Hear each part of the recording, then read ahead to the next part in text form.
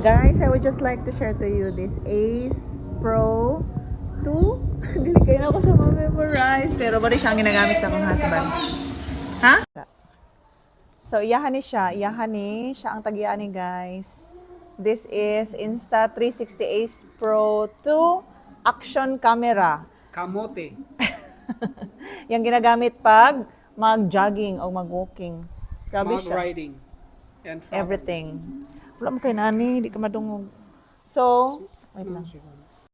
Basta kanira ipislito din. Siya mo ko nang tagya. I'm not so familiar with it, pero nice jud kay siya as in, pwede siya maana-ana, di ko kabalo. Unsa to?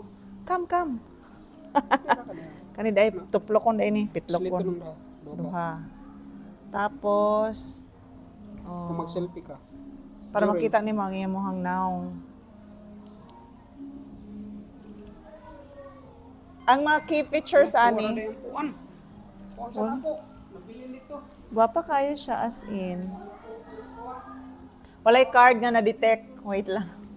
So nagpa-help ko kang ChatGPT ingon siya diri nga ang kanay daw ko no resolution and performance niya kay shoots video up to 8K at 30 FPS plus 4K at 60 FPS, active HDR and even 4K at up to 120 FPS for slow motion.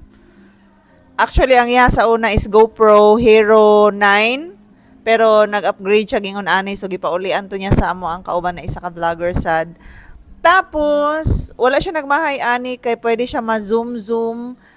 Nig maka-video na kano, zoom in, zoom out, times 2 iyang pwede maana. Tapos ma-post nimo siya unlike sa GoPro nga dili siya ma-post kung ganahan ka nga i-stop sa nimo. Nya, ang nakanindot ani kay mo ingon ra makag stop recording, GoPro, stop recording. Ka. No SD card mo gud siya so di siya mo kuan. And na siya mga accessories guys, ako ra pud siyang i-share sa inyo ang mga accessories sunod. Super worth it ni siya kung kani imuhang paliton. Dayon ang iyang lens ug ang iyang sensor kay uses a 1/1.3. Dili kay ko kabaloan ni morning ani no, pero ako sa siyang istadihan. Honest lang sad ta kaayo ani.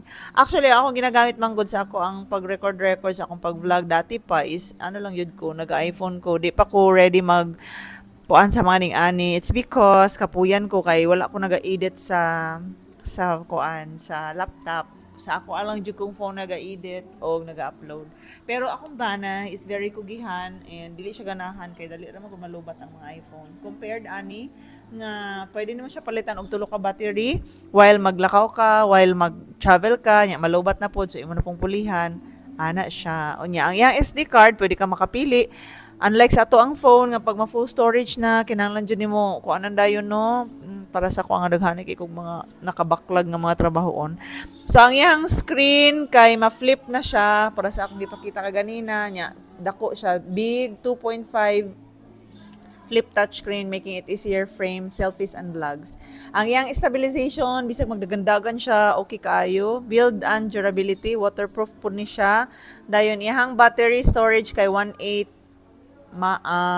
battery with up to 3-hour runtime.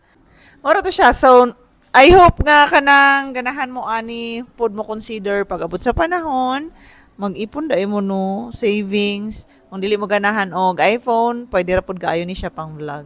As in. Daghan siya accessories, guys. Ako na siya i-share sa sunod ang mga accessories ani. Ako ibutang sa link para imong ma-check kung asa niya na buy. Bye.